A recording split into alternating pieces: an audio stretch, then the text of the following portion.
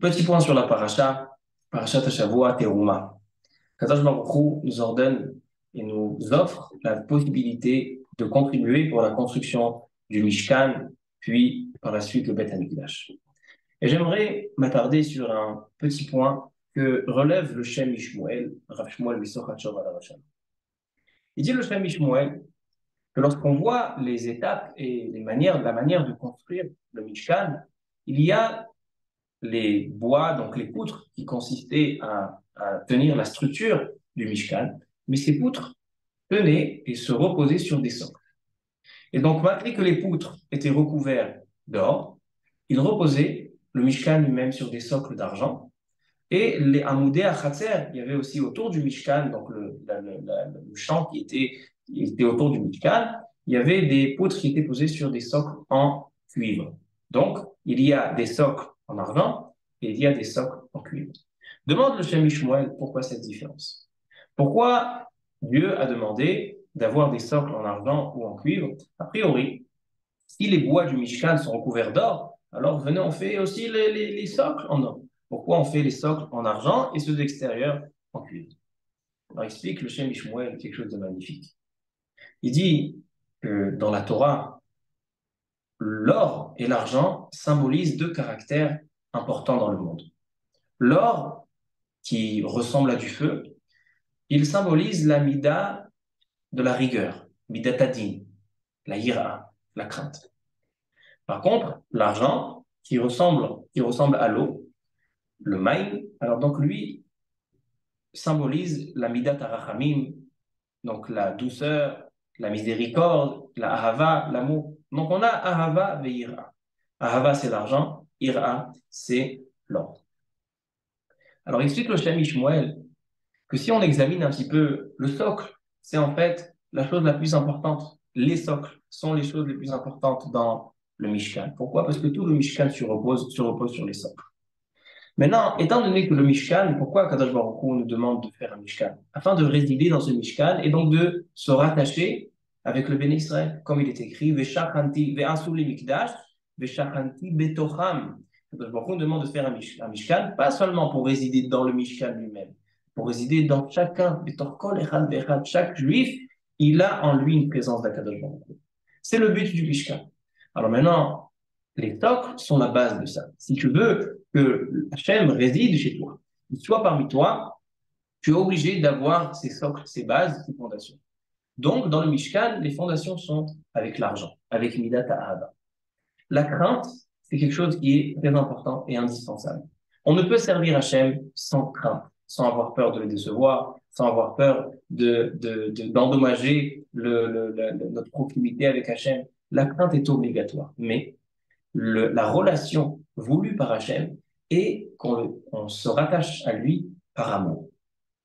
L'amour est un élément qui unit deux êtres.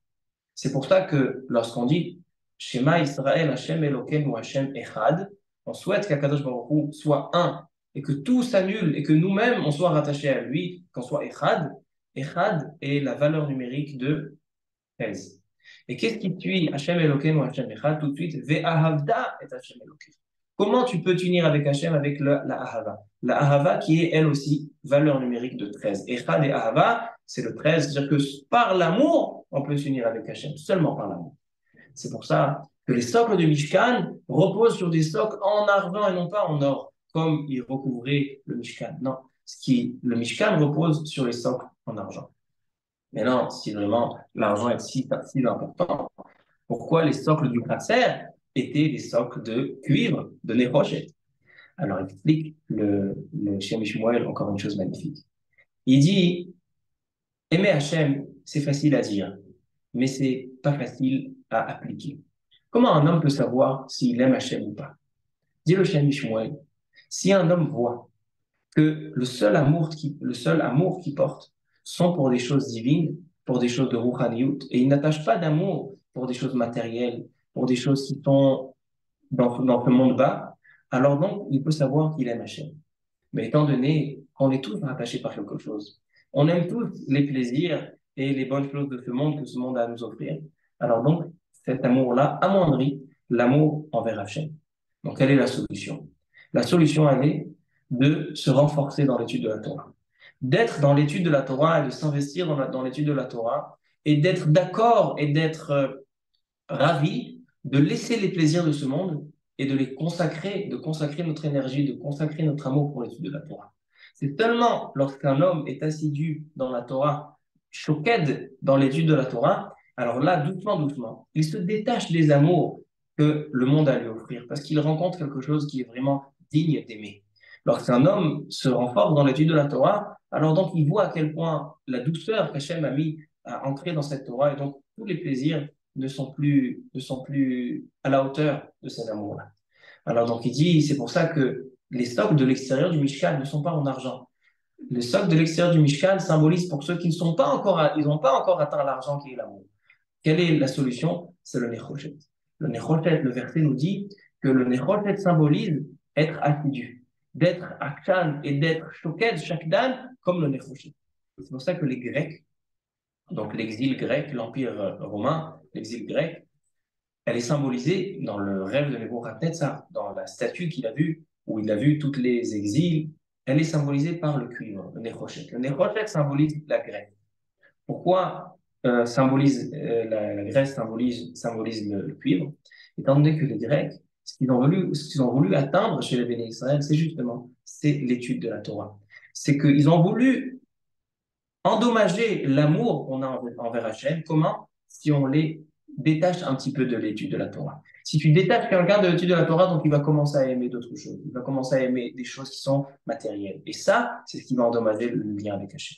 C'est pour ça qu'il dit le Shem Shmuel, donc dans la construction du Mishkan, on essaye de retrouver quelles sont les bases et les fondations du Mishkan, sur lesquelles le Mishkan se repose. Ce sont les stocks d'argent et les stocks de cuivre. D'abord, le cuivre qui symbolise l'assiduité dans la Torah. Il va en fait, un homme qui étudie beaucoup la Torah, il se détache doucement, doucement des amours de ce monde afin de se consacrer à l'amour. Et après, il arrivera au Mishkan lui-même, qui se repose sur les socles d'argent, qui symbolise Midat Ahava, l'union avec Hachem.